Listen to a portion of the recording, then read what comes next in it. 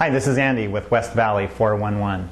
In today's segment, we're going to be changing the 24-volt battery in the Black & Decker 19-inch cordless mower. All you need is a screwdriver and an 8mm wrench. We'll be removing 4 screws on the housing and 4 other nuts, and that's about it. I've had this mower about 11 years. I keep it plugged in all year round, and I haven't had any problems with it. I'm told 11 years is pretty good for this type of a mower. Most people have about 5 to 7 years out of their mowers, but I feel pretty lucky. So during this segment, we're going to be moving the camera around so you can see the position of some of the pieces of equipment and also where the wires are. So let's get started. Okay, here we are at the front of the lawnmower looking at the housing, and what we're going to need to do is remove 2 screws on the front of the housing, here and here, and then we'll move to the back of the housing and remove the 2 screws just above the wheel, here and on the other side. And then we'll take some zip ties right off the wire that goes to the starter and back up to the handlebar, and then we'll remove a screw here and here and the corresponding nut on the other side. The reason we need to remove the handle is that we need to have slack once we get the housing off to get right to the battery. Okay, let's do that and then we'll come back. Okay, here's the long screw that came out of the bail handle, and I like to keep my screws in a Dixie cup so I don't lose them. So I just pop it in there, and then this comes right off.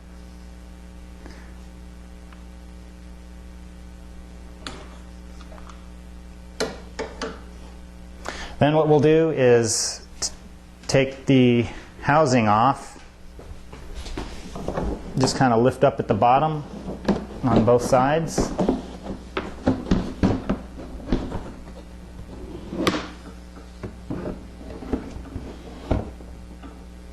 And that gives us access right to the battery. Okay, here we are underneath the housing, and as you can see, styrofoam keeps the battery in place both on the sides and back and in front, and there's a strap right here that's held down by a screw underneath that keeps the battery from jostling around. So the reason that we needed to take that handle off a little bit ago was that you can see the circuitry right underneath the housing. There isn't a whole lot of slack between some of the circuitry and the battery, so once that housing is off, it allows us to move it forward. So what we're going to do is we'll just take out the styrofoam from the front and styrofoam from the back, and you can see there'll be grass pretty much throughout the interior. That isn't going to hurt anything. So the next thing that we're going to do is there's a screw right down here at the bottom of the strap that keeps the battery attached to the base of the lawnmower, and then we're going to remove the red electrical wire that goes to the top of the battery and the wire that's at the bottom of the battery. And what I like to do is just mark the wires so you don't mix them up. You can put a colored tape on there or something and designate top or bottom, and then it'll be easy to get them back together. Once we do that, we'll compare the old battery to the new battery, and then we'll reverse the process and we'll be ready to go.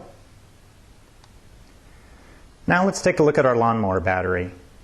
The lawnmower is rated at 24 volts, and that's achieved by combining 2 12-volt batteries. The old battery was a Panasonic, and it's rated at 20 amp. The new battery is rated at 17 amp. I decided to get my battery through the factory authorized dealer locally, and I guess I had confidence in knowing that they would pick the battery that's best for the lawnmower. It could be that that's the one available on the market right now, and you might be able to find something different. I checked locally at Batteries Plus and also went online, and the cost was about the same for all of them. I paid $140 for my battery. Considering that the lawnmower cost $400, and I think I got it on sale at the time for about $300, I figure I'll get a number of years left out of the lawnmower because I take care of it, and hopefully this battery will last me another 11 years. One thing that's really nice about getting it from the dealer is that you'll notice there's two-way tape that keeps the two batteries attached solidly together. If you got two 12-volt batteries online, I guess you could take some wrapping tape or two-way tape, just like I got at the factory authorized dealer, and that would secure it once you put it back into the lawnmower. Now let's put our new battery into the lawnmower. I'll approximate the location that the battery is supposed to go in by putting the styrofoam in first, and then I'll have to take it out again to secure the strap.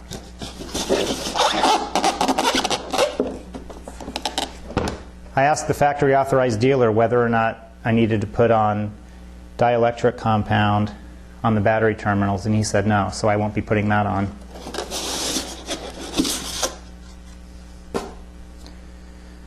Take your screw and put it through the grommet hole.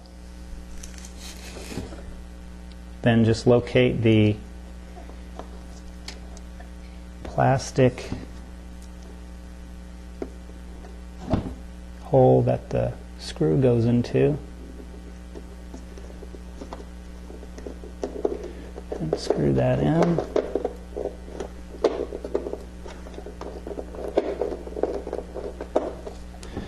I'm going to adjust the battery a little bit. The purpose of the styrofoam is to keep the battery from sliding around, so no matter how tight you get this strap, you still need to make sure the styrofoam's in place, and you don't want to strip that screw. Okay. Let's put our styrofoam in. Then there's a little piece that goes in the front.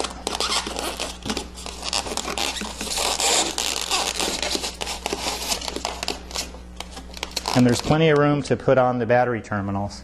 So once those terminals are on, I'll put the housing back on, I'll put strip zip ties back onto the cord, and I'll put the handle back on. And then we'll charge it up and we'll be ready to go. Okay, we got our battery terminals connected, we got the housing on, we have our switch lever attached, and now I'm about to put zip ties to keep the cord attached. So we'll put that on real quick.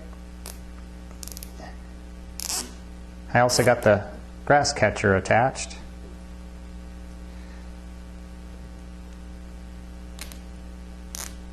And I'll cut off the excess with one of my favorite tools, tin snips.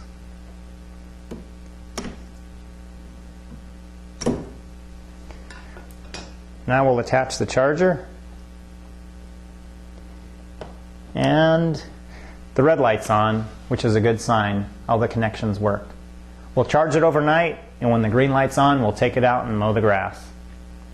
I hope I've saved you some time and money. Happy mowing! And I also want to thank my trusted assistant, Rusty. See you next time.